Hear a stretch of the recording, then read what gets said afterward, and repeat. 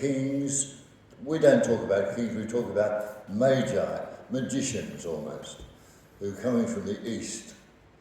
And it's Matthew's attempt to say that Jesus has a real Jewish background. Anyway, we'll talk about that after. Let me read the Gospel. In the time of King Herod, after Jesus was born in Bethlehem of Judea, wise men from the east came to Jerusalem asking, "Where is the child who has been born King of the Jews? For we observed his star at its rising and have come to pay him homage."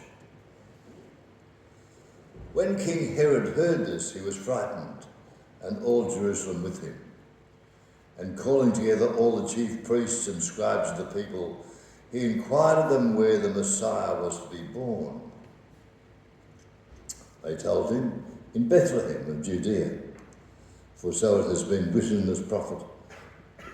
And you, Bethlehem, in the land of Judah, are by no means least among the rulers of Judah, for from you shall come a ruler who is to shepherd my people Israel." Then Herod secretly called for the wise men and learned from them the exact time when the star had appeared. Then he sent them to Bethlehem, saying, "Go and search diligently for the child. And when you have found him, bring me word so that I may also go and pay him homage." For they had heard the king. When they had heard the king, they set out, and there ahead of them went a star that they had seen at its rising, and it stopped over the place where the child was. And when they saw that the star had stopped, and they were overwhelmed with joy. On entering the house, they saw the child with Mary his mother, and they knelt down and paid him homage. Then opening their treasure chests, they offered him gifts of gold, frankincense, and myrrh. And having been warned in a dream not to return to Herod, they left for their own country by another road. This is the gospel of the Lord. Praise to you, Lord Jesus Christ.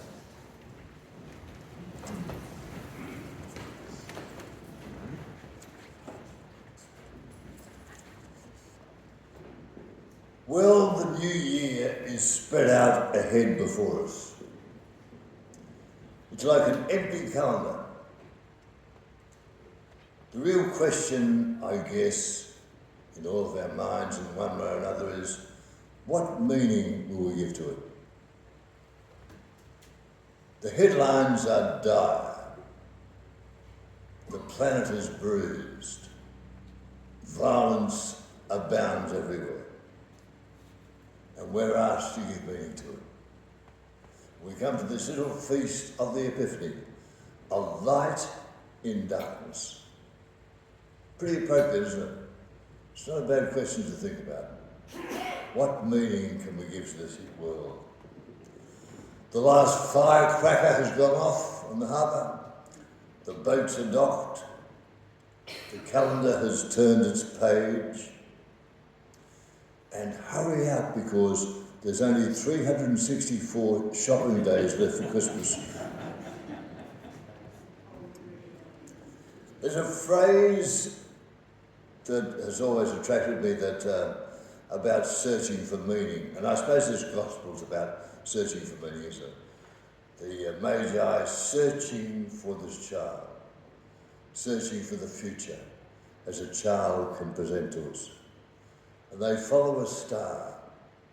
They're searchers. We're searchers, I think. And we're searchers looking for a star in the darkness. There's a phrase that I really like which said, if we go down into ourselves, we find we possess exactly what we desire. Let me just say that again. I think there's great truth in capturing that. If we go down into ourselves, we find we possess already exactly what we desire. Help's not outside us. Help is within this extraordinary, mysterious journey of our own lives. We're all searching for meaning, searching for spirituality, searching for solutions, searching for cures. We're searching for all sorts of things. One of the great searches that we often talk about is search for spirituality. The more secular our culture becomes, and it is that, isn't it? The more sharply we search for something a little bit below the surface. Something within ourselves that we desire.